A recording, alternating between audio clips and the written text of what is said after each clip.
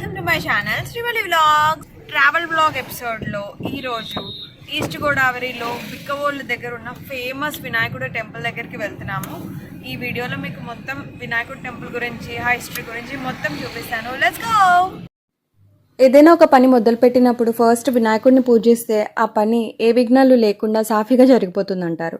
అందుకే రీసెంట్గా ఈస్ట్ గోదావరి వైపు ట్రాన్స్ఫర్ అయ్యి వచ్చాం కదా, ఫస్ట్ వినాయకుడిని దర్శించుకుందామని బిక్కవోలులో లక్ష్మీ గణపతి ఆలయానికి వెళ్ళాము. బిక్కవోలు లక్ష్మీ గణపతి ఆలయం. ఈ ఆలయం కాకినాడకి 33 కిలోమీటర్స్, రాజమండ్రికి 40 కిలోమీటర్స్ డిస్టెన్స్లో ఉంటుంది. ఈ ఆలయంకి చాలా ప్రత్యేకతలు ఉన్నాయి. ఇక్కడ ప్రధాన దేవతైన వినాయకుడు 7 అడుగులు ఎత్తుంటాడంట. ఆయన తుండం కుడివైపుకు ఉంటుందంట. అలా కుడివైపుకు ఉన్న వినాయకుడిని మోక్ష గణపతి అంటారు. అంటే మనం ఏం కోరుకున్నా వెంటనే తీరుస్తాడంట. పూజలు కూడా చాలా శ్రద్ధగా చేయాలి. ఇక్కడ ఆలయంలో వినాయకుడి విగ్రహం స్వయంభూ అని, ఏకశిలా విగ్రహం అని కూడా చెప్తారు. ఇంకా ఈ గుడిలో వినాయకుడికి చాలా ప్రత్యేకతలు ఉన్నాయి. ఇక్కడ వినాయకుడు రోజు రోజుకి ఆవగింజంతా పెరుగుతూ ఉంటాడంట. ఇంకా ఇక్కడ ఆలయంలో వినాయకుడి చెవిలో మనం కోరికలు చెప్పుకుంటే ఆ కోరిక వెంటనే నెరవేరుతుందని కూడా అంటారు. ఇంకొక ప్రత్యేకత ఏంటంటే ఇక్కడ స్వామివారికి ఎడమ పాదం కింద నీరు వస్తూ ఉంటుంది అంటారు.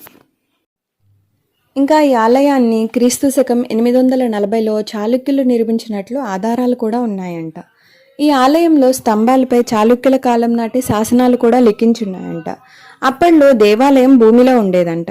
19వ శతాబ్దంలో స్వామి ఒక భక్తుడు కలలో కనిపించారంట.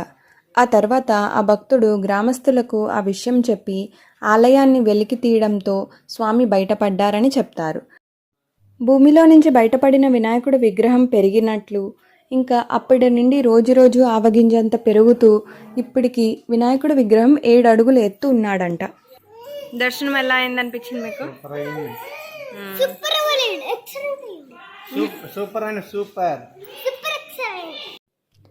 లక్ష్మీ గణపతి ఆలయం దర్శించుకున్నాక అక్కడ దగ్గరలో ఉన్న గోలింగేశ్వర స్వామి ఆలయం, అంటే సుబ్రహ్మణ్య స్వామి ఆలయం కింద కూడా ప్రసిద్ధి చెందింది. అక్కడికి వెళ్ళాము. వినాయకుడి టెంపుల్ నుంచి సుబ్రహ్మణ్య స్వామి టెంపుల్కి జస్ట్ 2 కిలోమీటర్స్ డిస్టెన్స్ ఉంటుంది. అంటే బై వాక్ వెళ్తే ఒక 5-10 మినిట్స్ పడుతుంది అంతే. బిక్కవోలు సుబ్రహ్మణ్య స్వామి టెంపుల్. ఈ టెంపుల్ దాదాపు 1100 సంవత్సరాల క్రితం నిర్మించబడింది. ఇంకా ఈ టెంపుల్ ఆర్కిటెక్చర్ మొత్తం అంతా కూడా ద్రవిడియన్ స్టైల్లో ఉంటుంది. ఈ టెంపుల్ని కూడా తూర్పు చాళుక్యులు నిర్మించారు. ఈ టెంపుల్ ప్రత్యేకత ఏంటంటే ఇక్కడ మనకి సుబ్రహ్మణ్య స్వామి కుమార సుబ్రహ్మణ్య స్వామిగా దక్షిణాభిముఖంగా మనకి దర్శనమిస్తాడు. ఈ ఆలయంలో మనం శివపరివారాన్ని మొత్తం దర్శించుకోవచ్చు. ఆలయ ప్రాంగణం చుట్టూ కూడా మనకి శివలింగాలు, వాటి ఎదురుకుండా నందులు ఇక్కడ సుబ్రహ్మణ్య స్వామి గోలింగేశ్వర స్వామి ఆలయ సముదాయంలో మనకి దర్శనమిస్తాడు. ఇంకా కుమార సుబ్రహ్మణ్య స్వామి అవ్వడం వల్ల సుబ్రహ్మణ్య స్వామి వాహనమైన నెమలితో పాటు దర్శనమిస్తాడు. ఇంకా ఇక్కడ విగ్రహం మనకి దక్షిణాభిముఖంగా ఉండడం వల్ల ఈ దేవతను పూజిస్తే కుజరాహు దోషాలు ఏమైనా ఉంటే అవి తొలగిపోతాయి. ఇంకా సంతానం లేని వారు ఈ ఆలయంలో రాత్రి నిద్ర చేస్తే తప్పకుండా సంతానం కలుగుతుందని ప్రసిద్ధి. ఇంకా ఈ ఆలయం ప్రత్యేకత ఏంటంటే ఇక్కడ మనకి సుబ్రహ్మణ్య స్వామి పక్కన ఒక పుట్ట కనిపిస్తుంది. అది ప్రతి పౌర్ణమి వరకు పెరుగుతూ వస్తుందని, పౌర్ణమి నుంచి అమావాస్య వరకు తగ్గుతూ వస్తుందని చెప్తారు. ఇంకా ఈ ఆలయంలో రోజు రాత్రి సుబ్రహ్మణ్య స్వామి ఎదురుకుండా పాలు పెడతారంట. అవి పొద్దునకి ఉండవంట, మాయమైపోతాయంట. అంటే రోజు రాత్రి పాము వచ్చి తాగుతుందని ప్రసిద్ధి.